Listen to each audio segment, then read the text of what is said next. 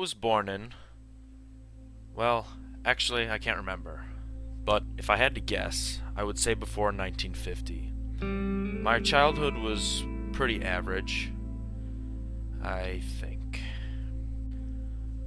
I remember my mom. I think she was tall. Well, she was at least taller than me. I also had a sister, like most kids. But I think they all died. I don't even really remember a time without Big Brother. He's just kind of always been there, always watching everything. Since we are on the topic of Big Brother, and because I'm required to say, Big Brother is kind, compassionate, caring, loving, providing, a sweet leader who takes excellent care of his people. We're supposed to think he's double good, but I'm not really sure. Unfortunately, that's pretty much all I can remember up until about a year ago. If you're wondering, this is me now. My life is exceptionally average. I'm a 35-year-old man, and I live under the political regime of Oceania. I work in the Ministry of Truth. It is a giant white concrete pyramid, and it is one of the 4 government buildings on Airstrip 1.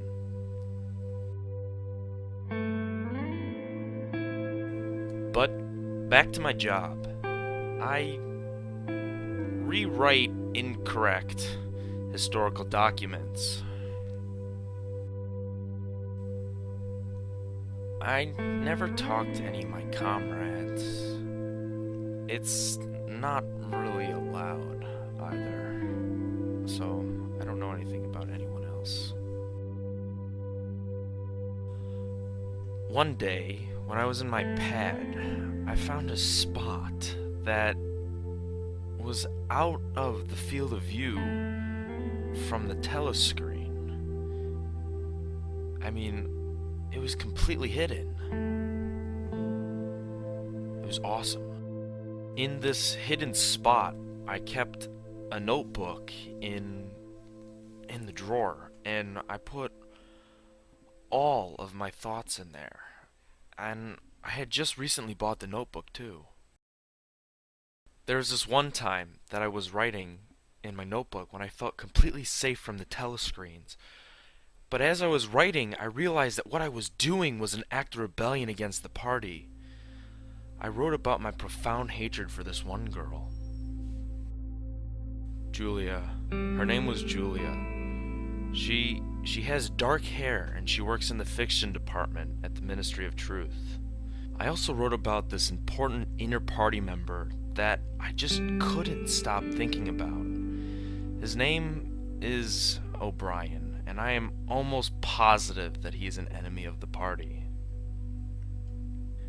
As I was writing, I just knew that I hated Big Brother, and I could see the same hatred in O'Brien's eyes. When I fell out of thought and looked down at my notebook, I realized that I was writing "Down with Big Brother" over and over again in my diary. I'd committed thought crime, and I just knew that the thought police would seize me sooner or later. Just then, there was a knocking at the door. When I found the courage to get up and check the door, I learned that it was only Mrs. Parsons, one of my neighbors. She had come to ask for help with her plumbing because it was broken. After fixing the sink, I went back to my apartment and remembered the voice that said, "We shall meet in the place of darkness." Of no darkness. It's just so hard to remember these things. One of the things that I didn't like about the typical day was the physical jerks. Even worse is on a particular day, I was caught in a dream, and I wasn't working hard enough. So a voice came through the telescreen and reprimanded me for it. It was my mother that I thought about, and how it was my fault that she disappeared. At work one morning, I was walking towards the men's room, and out the corner of my eye, I noticed Julia, and she had her arm in a sling for whatever reason. As she walked by, she fell, and when I went to help her up, she passed me a note that said, "I love you." After several weeks of trying to talk with her, we finally did. We developed a plan to meet in Victory Square, where the telescreens couldn't see us. After we devised a plan, it was time for plan 2. We decided to meet yet again in the countryside in private. I had no idea what she had planned.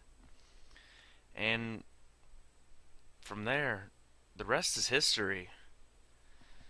Of course, you know what that history is.